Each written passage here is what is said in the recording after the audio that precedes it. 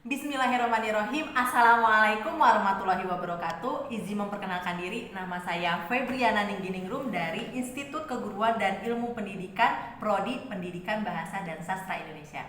Di sini saya akan membahas mengenai Bank Sentral harus menetapkan batas pengeluaran pemerintahan. Langsung saja teman-teman, Bank Sentral mempunyai hak untuk memberi, mencabut, dan mengajukan rekomendasi pemberian izin usaha kepada bank. Selain itu, Bank Sentral juga memiliki hak untuk mengatur, mengawasi, dan memberikan sanksi pada bank yang lainnya. Di Indonesia sendiri, Bank Sentral bernama Bank Indonesia. Untuk mengetahui secara rinci, saya akan memberitahukan 3 fungsi Bank Sentral bagi perekonomian suatu negara. Fungsi yang pertama, menetapkan dan menjalankan kebijakan moneter. Fungsi Bank Sentral yang pertama ini adalah untuk menetapkan dan melaksanakan kebijakan moneter. Wewenang dari Bank Sentral yang berkaitan dengan tugas menetapkan dan melaksanakan kebijakan moneter diantaranya, pertama, menetapkan tingkat diskonto cadangan minuman bank umum serta mengatur kredit atau pembiayaan. Yang kedua, menetapkan sasaran moneter dengan memperhatikan sasaran laju inflasi. Yang ketiga, melakukan pengendalian moneter dengan tidak terbatas pada operasi pasar terbuka di pasar uang, baik dalam bentuk mata uang rupiah maupun valuta asing. Yang keempat, sebagai otoritas moneter, Bank Indonesia menetapkan dan melaksanakan kebijakan moneter untuk mencapai dan memelihara kestabilan nilai rupiah tersebut. Fungsi yang kedua, mengatur dan menjaga kelancaran sistem pembayaran. Fungsi bank yang kedua ini adalah memiliki wewenang yang berkaitan dengan tugas mengatur dan menjaga kelancaran sistem pembayaran. Di antaranya, pertama, menetapkan penggunaan alat atau instrumen pembayaran. Yang kedua, melaksanakan dan memberikan persetujuan dan izin atas penyelenggaraan jasa sistem pembayaran. Yang ketiga, mewajibkan penyelenggara jasa sistem pembayaran untuk menyampaikan laporan kegiatan.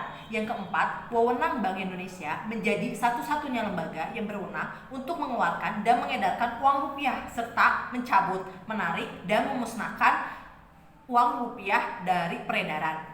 Untuk fungsi yang ketiga, mengatur dan melakukan pengawasan bank. Fungsi bank yang ketiga ini adalah memiliki wewenang yang berkaitan dengan tugas untuk mengatur dan melakukan pengawasan bank non sentral. Di antaranya, pertama, mengenakan sanksi terhadap bank sesuai dengan peraturan perundang-undangan. Yang kedua, menetapkan peraturan. Yang ketiga, memberikan dan mencabut izin atas kelembagaan dan kegiatan usaha tertentu dari bank. Yang keempat, mengawasi bank baik secara individual maupun sebagai sistem perbankan. Yang kelima, dalam pelaksanaan tugas Bank Indonesia itu memiliki penetapan ketentuan-ketentuan perbankan dengan menjunjung tinggi prinsip kehati-hatian. Fungsi Bank Sentral terkait pengawasan ini bertujuan untuk mencapai stabilitas sistem keuangan. Fungsi Bank Indonesia ini sebagai Bank Sentral Indonesia memiliki beberapa fungsi yang sudah saya sampaikan. Berikut juga kita harus perlu mengetahui Bank Sentral yang telah diakui di Indonesia, yaitu Bank Indonesia. Fungsi Bank Indonesia sebagai Bank Sentral telah diatur dalam Undang-Undang Dasar Negara Republik Indonesia tahun 1945 pasal 23E yang mengatakan jika sebuah negara mempunyai Bank Sentral yang susunan, kedudukan, kewenangan, tanggung jawab, dan kemandiriannya diatur dengan undang-undang. Dari ketentuan tersebut dapat dikatakan bahwa Indonesia memiliki satu bank sentral, yaitu Bank Indonesia, yang memiliki kantor perwakilan di setiap daerah. Dalam posisinya sebagai bank sentral, Bank Indonesia mempunyai tujuan utama, yaitu untuk mencapai dan memelihara kestabilitasan nilai mata uang rupiah.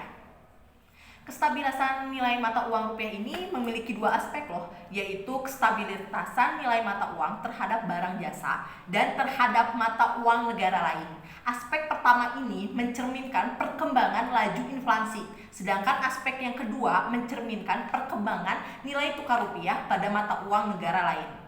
Pada penjelasan ini, dengan begitu tercapainya atau tidaknya tujuan Bank Indonesia bisa diukur dengan mudah. Bank Indonesia itu memiliki otonomi penuh dalam merumuskan dan melaksanakan setiap tugas dan wewenang sebagaimana ditentukan dalam undang-undang tersebut. Selain itu, pihak luar tidak diperbolehkan untuk mencampuri pelaksanaan tugas Bank Indonesia. Bank Indonesia juga berkewajiban untuk menolak dan mengabaikan intervensi dalam bentuk apapun dari pihak maupun dari luar lainnya. Status dan kedudukan yang khusus tersebut diperlukan agar Bank Indonesia dapat melaksanakan peran dan fungsinya sebagai otoritas moneter secara lebih dan efisien.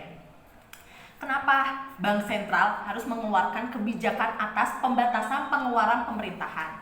Karena salah satunya untuk menekankan terjadinya inflasi dari suatu negara. Penyebab inflasi tingginya permintaan terhadap barang atau jasa yang peningkatannya biaya produksi, jumlah uang beredar bertambah, kekacauan ekonomi dan politik inflasi.